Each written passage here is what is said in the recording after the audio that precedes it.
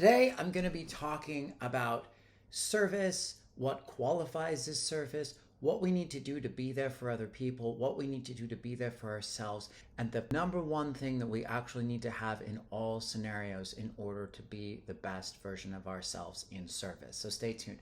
My name is Adam. Welcome back to my YouTube channel. I'm a divine freedom and clarity coach. I help people get freedom from their past, their traumas, and their wounds.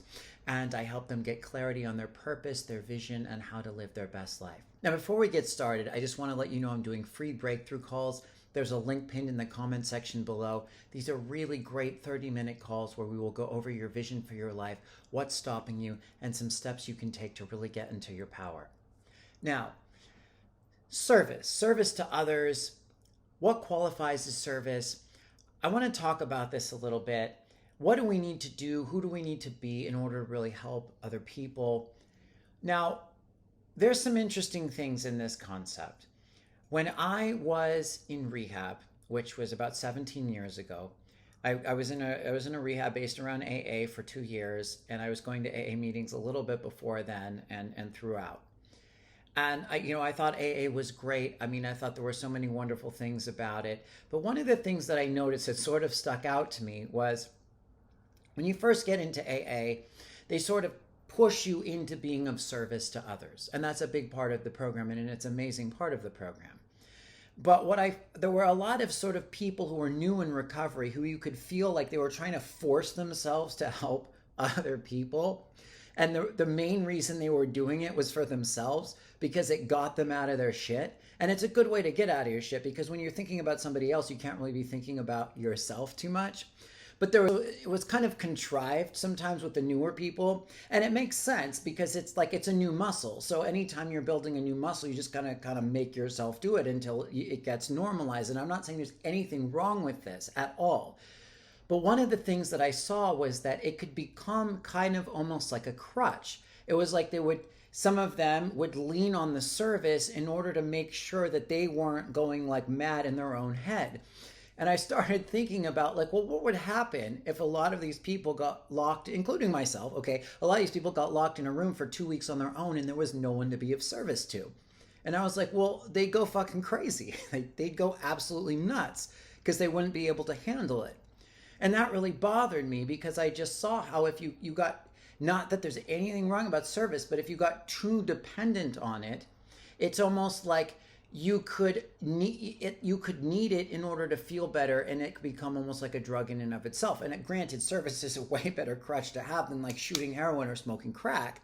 But my whole thing was like, well, how do you get to the point where you can sit in a room for 2 weeks by yourself and be totally at peace and then also be of service? How can you really, truly, completely heal?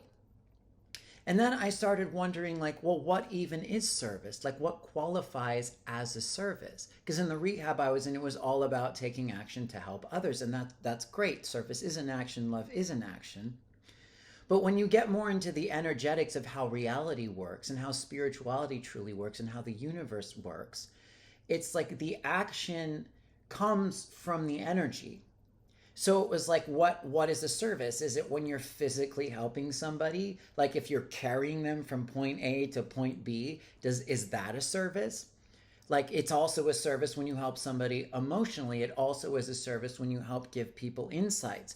But why is you not just being there energetically enough? If somebody's sitting in a cave meditating, holding a space for peace for the entire planet, isn't that a service too? And of course it is. But what if you're not consciously trying to shift something for the planet, but you just naturally carry it because you have a good vibe about you and you're heart-centered? Isn't that also a service? So I started really thinking about that because I would get frustrated, especially when it came to how intention played into this. And this is another good question, do your intentions matter? And my answer always was, of course, absolutely they do. They matter significantly. And there's, the difference between Buddhism and Hinduism in some ways, certain aspects of it anyway, from my understanding, is Buddhism credits you with your intention, Whereas I think some aspects of Hinduism doesn't so much. So basically what that would mean, and I don't mean to judge anything, but I think this is ridiculous. If you intentionally took your car and plowed it into a family of four with the intention to kill them, or you got sideswiped by a truck while you're just driving down the street and your car span out of control and ran into a family of four and killed them, as far as the ones that don't credit your intention are concerned, it's the same fucking thing. And that's just total fucking shit. That's total crap. Okay, there is a major difference between someone who intends to kill somebody and someone who accidentally does. They would say I think it's basically karmically, it's the same thing. And you know what? No, it's not. Anyway, I would always get frustrated by this because what it led me to feel was like my internal state didn't matter. And I would start asking the question like, okay, well, so what if you're of service to an old lady by helping her cross the street, but in your mind the whole time you're basically cursing her and going like, fuck you, I hate you, you stupid bitch, like I want you to die, but you help her across the street. Does that count? Right? And to me, largely it doesn't, because you're sending horrible energy her way, even though you're physically walking her across the street. But that gets complicated too, because she can infer from her own perception and lens of reality that you did a really wonderful thing and send love to you just automatically by appreciating the fact that you helped her across the street. So all these questions sort of got dredged up in me.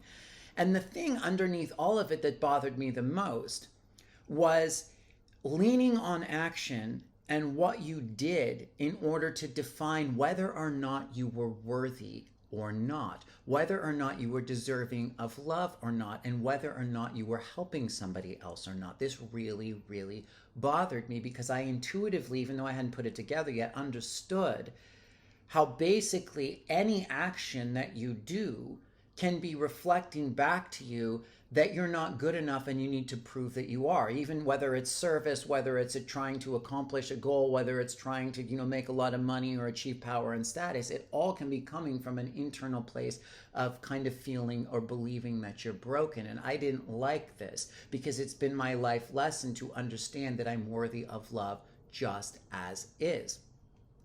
And this is another thing that we can kind of understand through looking at a situation where it's like, when somebody has lost somebody, when somebody dies, what is the right thing to say? What is the best thing to do or to say? And a lot of times we have this like almost subconscious belief, like there's something we could do. Like if we said the right combinations of words, like, blue, red, orange, 7.632, like chicken wing, like orange sauce, like all of a sudden it was going to open this code in the reality that just went boom, that was it. And the person would be brought back to life. But the truth is, there isn't anything to say, really, except to just send love and to just be there. And that's my point. The thing that you need more than anything to be of service to somebody else and to be there for yourself is just to be. It's just your presence. And you make a difference no matter what you're doing. You're good enough as you are. Just being there helps to shift the energy. In trauma, mostly what people need is an empathetic witness and an empathetic listener. They heal in the presence of someone who's just there for them. That's all they really need. So I'm not saying don't be of service. I'm not saying don't take action, don't be in relationships. All these things are wonderful and they're an extension of ourselves and our energetic state. And they're part of the human experience and they're part of how we learn and part of how we grow. And of course, like being of service to other people through raising money to help homeless people, through helping people move, through being there in the middle of a tragedy. These are all excellent things. I'm not saying anything about this as far as not doing it. What I'm doing is trying to reduce down where our motivations come from and our intentions come from to the very basis so that we understand that underneath everything, that our just being is enough, that we are loved just for being as we are. And when we have that state in ourselves, then we resonate that to others and we're there for them. And that's the greatest service we can offer. And this is so important for empaths to know, because empaths always want to help, they always want to rescue, they always want to save. Just you being there, makes the difference. Just you holding your own truthful, divine, authentic frequency is really what makes the biggest difference. Because you can be sitting in the corner of a room basically doing nothing, not talking, not adding value, not adding information, not moving things around to help people, just sitting in the corner of the room, raising the whole frequency of the room with your presence that creates a space where people can heal, have revelations, have breakthroughs, connect to their higher selves, not even realize it, and have no idea that it's you that's doing it. We have no idea what just being there does or what anyone else is or isn't doing based on their action or not. And actions help us grow. Actions help to shift our energy so that our energy, one feeds into the other, of course. But the point is simply, we never know. We get so lost in the world of action and doing on all levels, from power and authority to service to others to enlightenment to everything, that it's all essentially an illusion. It's like a bunch of monkeys just running around pretending like they're doing something that you're just making up whatever you're doing, and the other person's making it up too based on whatever you want to believe it to be. At the core, you already are all that. And yes, actions help us feel better about ourselves. They do. That's why, in the 12-step programs, when you start forcing yourself to be of service, that's an excellent thing to do. But ultimately, we can get lost in all of that. And all you need to do is be a witness and to be present. So let me know what you think of this. Please leave any comments below, any questions, concerns, revelations, breakthroughs. I have a free energy clearing in the description. It will help you do some clearing on yourself, help you heal some past wounds and traumas. Please like and subscribe to the channel. And thank you so much. I very much appreciate everybody who watches these. Until next time, peace.